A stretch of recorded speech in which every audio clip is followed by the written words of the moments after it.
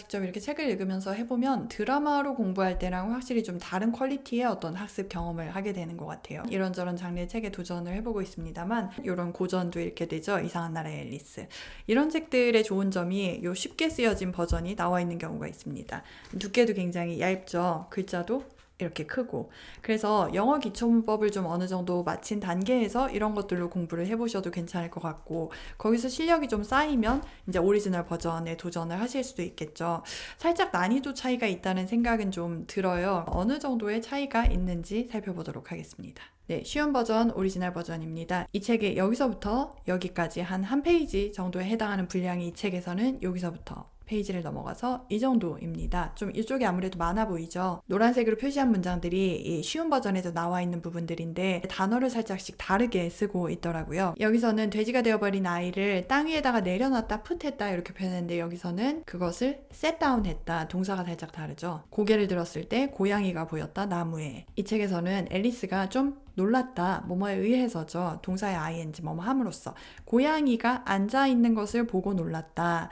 나무 위에 앉아있죠. 이 나무는 a few yards off, 떨어져 있는. 그래서 몇 야드 떨어진 나무에 고양이 앉아있는 거 보고 놀랐다. Can you tell me? 알려줄래요? Where I should go? 어디로 가야 하는지 from here. 여기서부터. 이쪽 버전에서는 would you tell me? 조동사 would를 썼고요. Which way? 어느 길로 I ought to go? should 대신에 ought to를 썼죠. 대답을 고양이가 Where do you wanna get to? 어디 가고 싶은데 get to 장소 도착하다죠. 여기서는 그것은 네가 어느 길로 가야 하는지는 depend 뭐뭇에 따라 다르다.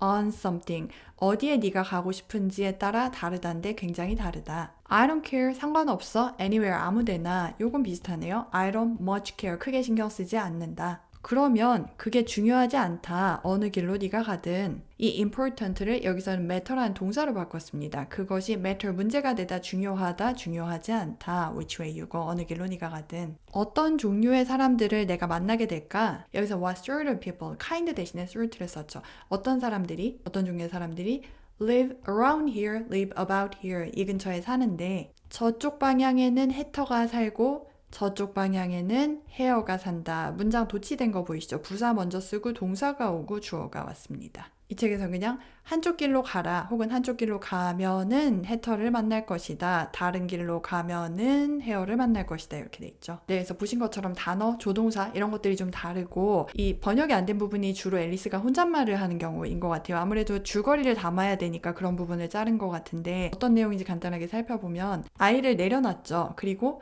relieved, 짐이 덜어진 거에서 다행이라고 느낀 거죠. 이유가 to see it trot away, 그 돼지가 뒤뚱뒤뚱 멀어지는 것을 보면서 into the woods, 숲으로. 제가 만약에 자랐다면 스스로에게 말했다, 혼잣말했다. 얘가 make ugly child입니다. 이 make가 뭐뭇이 대단한 느낌이 있죠. 그래서 아주 못생긴 아이가 됐을 것이다. 근데 makes 현재인 거죠. 제가 그럭저럭 잘생긴 돼지를 메이크한다는 건 돼지로서는 그럭저럭 모양이 봐줄만 하다 이 정도 느낌이 되겠죠. 그러면서 아이들에 대해서 생각하기 시작했다. 앨리스가 알고 있는 뭐 이런 문장이 쭉 이어집니다. 네, 그래서 간단하게 살펴보았습니다만 사실 이 이상한 나라의 앨리스의 어떤 재밌는 부분들이 앨리스가 혼자 상상하는 약간 그런 부분들이 있기도 해서 원서의 맛을 좀 느끼고 싶으시면은 이 책을 도전하시는 게 괜찮고, 근데 나는 영어 학습이 목적이고 이 책이 너무 어렵다 하시면은 이 책을 해보셔도 괜찮을 것 같아요. 저 같은 경우는 이 책은 읽으면서 이 안에 나오는 문장들을 제가 영어로 그대로 바꿀 수 있는지, 쉬운 동화책 정도를 내가 영어로 이야기를 할 수 있는지 약간 그런 느낌의 포커스를 두면서 읽었고, 이 책 같은 경우는 일반적인 원서 읽기의 느낌으로 단어를 이렇게 조합해서 이런 이미지를 그리는구나 약간 여기에 초점을 두면서 읽었습니다.